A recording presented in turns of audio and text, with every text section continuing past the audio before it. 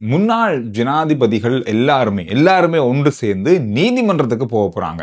என்ன காரணம்னு சொன்னா, அண்மையில கொண்டு வரப்பட்ட சலுகைகள், அவங்களுக்கு வழங்கப்பட்டிருக்கிற முன்னாள் ஜனாதிபதிகளுக்கு வழங்கப்பட்டிருக்கிற சலுகைகளை விலக்கிறது அல்லது இல்லாம செய்யறது தொடர்பான சட்டமூலத்தை கொண்டு வந்திருக்காங்க. இது முற்றுமுழுதா அமுல்படுத்தப்பட போகுது. எல்லாமே முடிஞ்சுது. அந்த விஷயத்தை எதிர்த்து இது ஒரு அரசியல் பழிவாங்கல் வேணுமென்று செய்யப்படுகிறது, இது அரசியல் நடவடிக்கை சட்டங்களை மீறி செய்கின்ற ஒரு செயல் என்ற மாதிரியான குற்றச்சாட்டுகளை முன்வைத்து நீதிமன்றத்தில் இது தொடர்பான ஒரு வழக்கு தொடர போறாங்க. இதுல முன்னாள் ஜனாதிபதி மஹிந்த ராஜபக்ஷ, கோட்டாபய ராஜபக்ஷ, மைத்ரிபால சிறிசேன, சந்திரிகா பண்டாநாயக்க குமாரதுங்க, அதோட ரணில் விக்ரமசிங்கே, இவங்க எல்லாருமே சேர்ந்துதான் இந்த நீதிமன்றத்தை நாடுற இந்த விஷயத்துல இப்ப உச்சகட்ட அல்லது உயர்மட்ட ஆலோசனைகளை நடத்தி வராங்க. என்னென்ன விஷயங்கள் செய்யலாம், என்னென்ன நடந்திருக்கு, இதுல என்னென்ன சட்ட சிக்கல்கள் இருக்கு, எதன் மூலமா இந்த அமுல்படுத்தப்பட்ட இந்த அரசியல் சட்டத்தை இல்லாம செய்யலாம் என்ற மாதிரியான பல யோசனைகளை அல்லது பல கலந்துரையாடல்களை இப்ப செய்து வராங்க. இந்த கலந்துரையாடல் அப்படின்றது ஒட்டுமொத்தமா பழைய ஜனாதிபதிகளுடைய கூட்டாக ஒன்றாக இணைந்து செய்யப்படுவதாக சொல்லப்படுது. அந்த காலத்துல ஒவ்வொருத்தரும் ஒவ்வொரு அரசியல் நோக்கங்களுக்காக அரசியல் செஞ்சாங்க. ஒவ்வொருத்தரை பற்றி பேசியிருந்தாங்க. ஒவ்வொருடைய அரசியல் இதுவும் வேற வேறமா இருந்துச்சு. ஒவ்வொருத்தருக்கு எதிராக இருந்துச்சு, ஒவ்வொருத்தரும் இந்த மாதிரி இருந்துச்சு. எல்லாருமே இப்ப அவங்களுடைய அரசியல் பாகுபாடுகளை அல்லது விரோதங்களை தாண்டி இந்த விஷயத்துக்காக ஒன்று சேர்றாங்க. இது எப்படி இருக்க போகுது, என்ன மாதிரியான பிரதிபலன்கள் அவங்களுக்கு கொடுக்க போகுது அப்படின்றதான் தெரியாது. ஆனா வருகின்ற நாட்கள்ல மிக விரைவில் இந்த கிழமையில கூட நடக்கலாம். நீதிமன்றத்தில் இவ்வளவு பேரும் நட போறாங்க. எனவே இந்த விஷயம் பரவலா இன்றைய நாள்ல பெரிய ஒரு செய்தியா பார்க்கப்பட்டிருக்கு. இது பல சிங்கள பத்திரிகைகள்ல பிரதானமான செய்தியாக இருந்தது. இதோட முன்னாள் அமைச்சர்கள், பாராளுமன்ற உறுப்பினர்கள், பாராளுமன்றத்துல ஒரு அமைச்சரோ அல்லது பாராளுமன்ற உறுப்பினர்களோ 5 வருஷத்தை தாண்டி அவங்க அந்த சேவையில் பாராளுமன்றத்தில் இருந்தாங்கன்னா அவங்களுக்கு ஓய்வூதியம் வழங்கப்படுது. இந்த ஓய்வூதியத்தையும் இடைநிறுத்தத்துக்கு அரசாங்கம் ஒரு சட்டமூலத்தை கொண்டு வந்திருக்காங்க. இந்த ஓய்வூதியம் பெற அல்லது ஓய்வூதியம் பெற்றுக் கொண்டிருக்கிற முன்னாள் அமைச்சர்கள், பாராளுமன்ற உறுப்பினர்கள் எத்தனை பேர் நமக்கு இது வரைக்கும் தெரியாது. ஓரளவுக்கு 150 இந்த மாதிரி தான் நமக்கு கணக்கு தெரியும். ஆனா இன்றைய நாள்ல அதற்கான கணக்கு ஓரளவுக்கு வெளியே வந்திருக்கு. கிட்டத்தட்ட 500 பேர் முன்னாள் அமைச்சர்கள், பாராளுமன்ற உறுப்பினர்களுக்கான ஓய்வூதியம் ரத்து செய்யப்படுவதாக சொல்லப்பட்டிருக்கு. இந்த விஷயமும் இன்றைய நாளில் பார்க்கப்பட்ட ஒரு முக்கியமான செய்தி. இதோட வன ஜீவராசிகள் திணைக்களம் இருக்கு. இது நமக்கு தெரியும், நிறைய செய்திகளில் கேட்டிருப்போம். எங்கேயாவது விலங்குகள் தொடர்பாக, காட்டு விலங்குகள் தொடர்பான செய்திகள் வரும்போது இந்த வன ஜீவராசிகள் திணைக்களத்தினுடைய அவங்களுடைய நடவடிக்கைகள் பற்றி நாங்கள் பார்த்துருக்கோம்.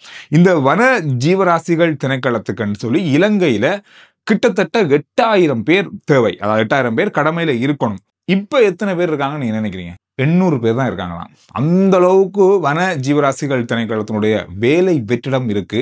கடந்த காலங்களில் யாருமே வேலைக்கு போகல, இந்த துறையை தெரிவியே செய்யலை அப்படின்றதுதான் இதுல இருக்கிற முக்கியமான விஷயமே. போக போக போக போக இன்னும் குறைந்து கொண்டு போகுது அப்படின்ற மாதிரி சொல்லப்படுது. கடந்த 7 மாதங்கள்ல மாத்திரம் 432 போலீஸ் அதிகாரிகள் கடமையிலிருந்து விலகி இருக்காங்க அல்லது செய்த வேலையிலிருந்து விலகி இருக்காங்க. இது ஒரு பெரிய ஒரு தொகையாகவே பார்க்கப்படுது. இப்பொழுது போலீஸ் திணைக்களத்துக்கோ அல்லது போலீஸ் கடமைகளுக்கோ ஆட்சேர்ப்பு நடவடிக்கைகள் நடந்து கொண்டிருக்கு. இந்த கணக்கெடுப்பின்படி பார்க்கும் போனா கடந்த 7 மாசத்துல அதிகளவானவங்க இந்த சேவையிலிருந்து விலகி இருக்காங்கன்னா பாருங்க. ஏன் விலகி இருக்காங்க, என்ன விஷயம் அப்படின்னு தெரியல. அதுக்கு மேலதிகமா சேவையிலிருந்து இடைநிறுத்தப்பட்டவங்களுடைய எண்ணிக்கையும் அதிகம். இந்த வருஷத்துல மட்டுமே, இதுவரைக்கும் ஜூலை மாசத்துக்கு மட்டுமே 300க்கும் அதிகமானவங்க சேவையிலிருந்து இடைநிறுத்தப்பட்டிருக்காங்க. அவங்களுடைய ஒழுக்காற்று பிரச்சனை தொடர்பாக அல்லது குற்ற செயல்கள் தொடர்பாக அவங்க இடைநிறுத்தப்பட்டிருக்காங்க. அதை தாண்டி சேவையிலிருந்து தானாக விளைவினவங்க 432 பேர், கொஞ்சம் அதிகமா இருக்கு அப்படின்ற மாதிரி சொல்லப்படுது. ஏன், எப்படி, ஏன், எதுக்காக நடக்குது அப்படின்றதோட சேர்த்து இன்றைய நாள்ல ஒரு போலீஸ் அதிகாரி தன்னுடைய கடமையில் இருந்த பொழுது, அதாவது வீரகுல பிரதேசத்துல தன்னைத்தானே சுட்டு தற்கொலை செய்து கொண்ட ஒரு சம்பவமும் இன்றைய நாள்ல பதிவாகி இருக்கு. இலங்கையில இந்த வாகன பிரச்சனைக்கு அல்லது வாகனம் வாங்குறதுக்கான ஒரு தீர்வு அப்படின்னு சொல்லும் பொழுது எங்கேயுமே அதுக்கான தீர்வு இப்போதைக்கு கிடைக்கிறதுக்கான எந்த ஒரு சந்தர்ப்பமும் இல்லைன்னு சொல்லலாம். அந்த அளவுக்கு பெரிய விமர்சனத்தை எட்டி இருக்கிறது இந்த வாகன விலைகள். தொடர்ச்சியா ஒவ்வொரு நாளும் இந்த வாகனத்தினுடைய விலைகள் தொடர்ந்து கொண்டே மேலே போய்கொண்டே இருக்கும் இல்லையா. ஆனா கீழே வரதாத்துக்கான வாய்ப்புகளே இல்லை. ஒரு வாகனம் ஜப்பான்ல 15 லட்சம், ஆனா இலங்கையில 65 லட்சம். அந்த அளவுக்கு அதாவது வரி கிட்டத்தட்ட 4 மடங்கு, கிட்டத்தட்ட 400% வரி விதிக்கப்படுது அப்படின்னா பாருங்க. அவ்வளவு பெரிய வரி. கிட்டத்தட்ட இலங்கையை பொறுத்தவரையில உலகத்தின் பல நாடுகளை நாங்கள் எடுத்துக்கோன்னு சொன்னா ஒரு வாகனத்தை நாங்க புதுசா வாங்குறோம். அந்த இலங்கை, எத்தியோப்பியா உள்ளூர் நாடுகள் தான் அப்படி செய்யப்படுது. அங்கதான் இந்த மாதிரி இருக்குன்னு சொல்றாங்க.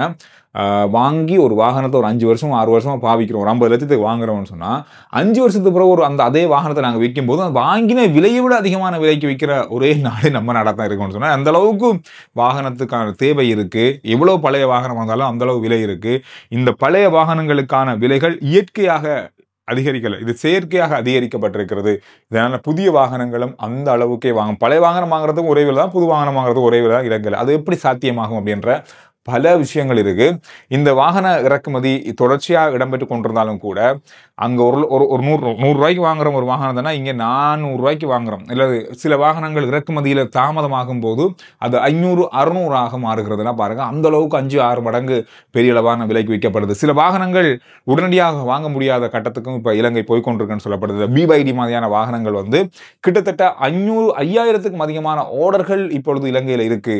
அதுக்கும் அதிகம் அப்படின்னு சொல்றாங்க. ஏன்னா அந்த அளவுக்கு வாகன இறக்குமதி மிக ஸ்லோவா இருக்கு, குறைந்த அளவான மெதுவான இதுல இருக்கு. அதுவும் விலையும் அந்த அளவு நாளுக்கு நாள் அதிகரித்து கொண்டிருக்கு.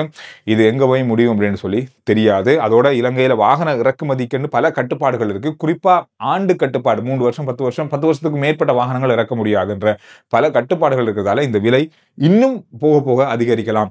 சாதாரணமா நீங்க இன்னொரு வருஷம் போகும்போது வாகனம் வாங்குறதுக்கான எந்த ஒரு சந்தர்ப்பம் இருப்பார் அந்த அளவு விலை இருக்கும் அப்படின்ற மாதிரி எதிர்ப்பு கூறப்படுது. இதுல இருக்கிற இன்னும் பல மடங்குகள் அதிகரிக்கும்னு சொல்றாங்க. நேற்றைய நாள்ல இருந்து பரபரப்பா பேசப்படுகிற இன்னும் ஒரு முக்கியமான செய்தி, முத்தையன்கட்டு பிரதேசத்துல 5 இளைஞர்கள் மீது நடத்தப்பட்ட தாக்குதல் அப்படின்ற தலைப்போட பல பத்திரிகைகள்ல இன்றைய நாள்ல செய்தியை பார்க்கிறது. சமூக வலைத்தளங்கள், செய்தி ஊடகங்கள் இந்த செய்தியை கொண்டு வந்திருந்தாங்க. இதுல என்ன நடந்திருக்கு அப்படின்னு சொன்னா, 5 இளைஞர்களை ஒரு ராணுவ முகாமுக்கு வேலைக்காக ஒரு சில வேலைகள் இருக்கு அப்படின்னு சொல்லி அழைத்திருக்காங்க ராணுவத்தினர்.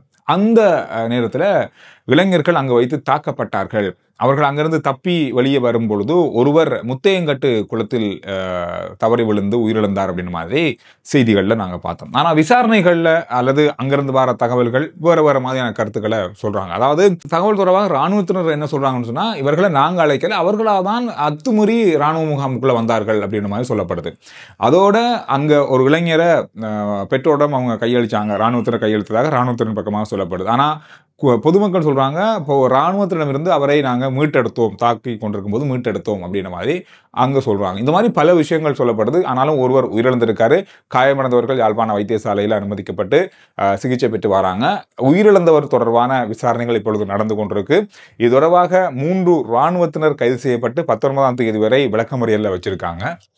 இந்த மாதிரி விசாரணைகள் தொடர்ச்சியாக இடம்பெற்றுக் கொண்டிருக்கிற இடத்துல இது தொடர்பான உயிரிழந்தவருடைய பிரேத பரிசோதனை நடந்து கொண்டிருக்கிறது. இந்த அறிக்கை வந்ததுக்கு பிறகு இன்னும் மேலதிகமான செய்திகளை எதிர்பார்க்கலாம் அல்லது மேலதிக தகவல்களை அறிந்து கொள்ளக்கூடியதாக இருக்கும் அப்படின்னு சொல்லப்படுது. எனவே இந்த விஷயங்கள் தான் இந்த நாள்ல பார்க்கப்பட்ட மிக மிக முக்கியமான செய்திகளாக இருக்கு. RJ Chandru report YouTube channel, Facebook page, WhatsApp channel, இது எல்லாத்தையும் ஃபாலோ பண்ணுங்க. அடுத்த வீடியோல நான் உங்களை சந்திக்கிறேன்.